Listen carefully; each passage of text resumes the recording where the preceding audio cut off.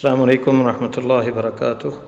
ایک بھائی کا سوال ہے کہ ناخن وغیرہ، بڑی ہڈیاں اور اس کے علاوہ جو ہے عورتیں اپنے مینسز والا خون اور بال کنگھی کے جو ہے ان کو دفن کرنا چاہیے یا پھینکا جا سکتا ہے؟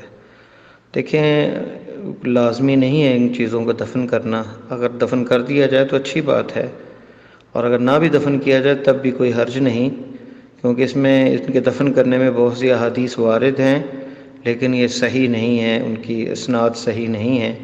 امام البیہقی نے اپنی شعب الایمان میں ذکر کیا ہے، وقد روا حدیث دفن الشعر والاظافر، یعنی انہوں نے حدیثیں اپنے ناخن اور بالوں کے دفن کرنے کی حدیثیں ذکر کی ہیں، من اوجہ کلھا ضعیفہ، تمام وہ ضعیف ہیں، جیسا کہ نصب الرایہ میں جو ہدایہ کی تخریج ہے، صفحہ نمبر 199 نمبر پیج پہ ہے۔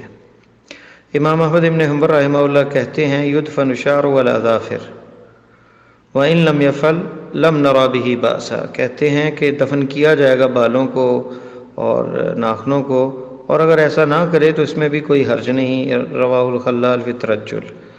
اور شیخ ابن عثیمین رحمہ اللہ سے جب پوچھا گیا کہ کیا حکم ہے بالوں کو اور ناخن وغیرہ کو جو ہے کاٹنے کے بعد انہیں دفن کرنا، تو انہوں نے کہا کہ اہل علم نے ذکر کیا ہے کہ بال اور ناخن جو ہے ان کو دفن کرنا بہتر ہے، اور بعض صحابہ سے بھی آثار ایسے ملتے ہیں۔ لیکن اگر ان کو فضا میں پھینکا جائے اور کوڑے میں پھینک دیا جائے، کہیں بھی پھینکا جائے تو اس میں کوئی گناہ نہیں ہے، کیونکہ اس پہ کوئی آپ نے منع نہیں فرمایا، کچھ آثار ہیں صحابہ کے، تو ان کا دفن کر لینا بہتر ہے۔ لیکن اگر کوئی کوڑے میں بھی پھینک دے تو ہم اسے گناہ گار نہیں کہیں گے، واللہ تعالی اعلم۔ ایک بھائی کا سوال ہے کہ ایک عورت کا شوہر فوت ہو جاتا ہے اور پھر وہ دوسری شادی کر لیتی ہے، تو جنت میں اگر وہ سارے دونوں شوہر بھی ہوں اور وہ بھی ہو تو کس کے ساتھ یہ بیوی جائے گی؟ دیکھیں، اس مسئلے میں اختلاف ہے، 3 اقوال ہیں اہل علم کے۔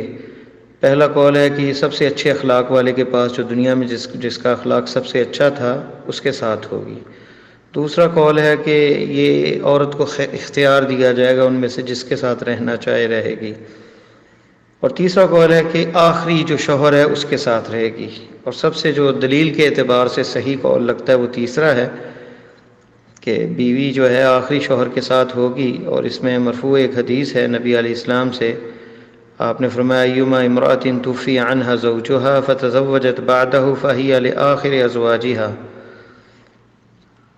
کوئی بھی عورت جو ہے اس کا شوہر فوت ہو جائے اور پھر وہ شادی کر لے اس کے بعد، تو یہ اپنے آخری شوہر کے ساتھ ہوگی۔ یہ شیخ البانی نے اسے صحیح کہا ہے، صحیح الجامع میں 2704 نمبر حدیث ہے، اور سلسلہ صحیحہ میں 1281 نمبر ہے۔